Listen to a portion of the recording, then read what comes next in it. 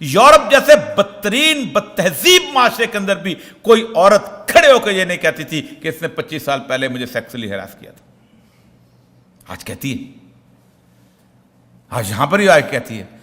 ساری زندگی ایک دوسرے کی ساتھ چمٹے ہوئے گزرتے ہیں اور اچانک کہتے ہیں کہ اس نے فلاں دفعہ میرے میں. پاکستان میں کیس چل نہیں رہا میشا شفیق اور علی ظفر کا, کیا کیس ہے کہ اس نے 6 سال پہلے مجھے ہیرس کیا تھا.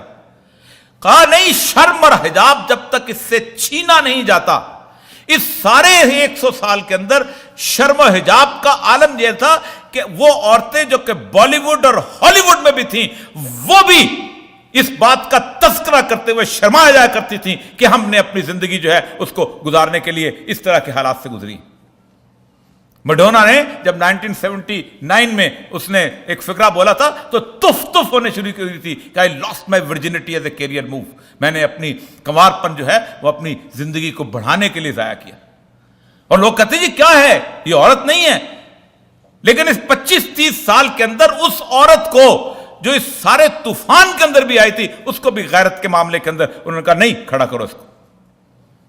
یہ وہ طوفان ہے, اور اس طوفان کا مقابلہ سیمینار سے نہیں ہوگا, اس طوفان کا مقابلہ تقریروں سے نہیں ہوگا, اس طوفان کا مقابلہ ان چیزوں سے. اس لیے کہ 1 لاکھ ملحد نظام تعلیم, میرا دعویٰ 1 لاکھ ملحد نظام تعلیم پاکستان میں پیدا کر رہا ہے.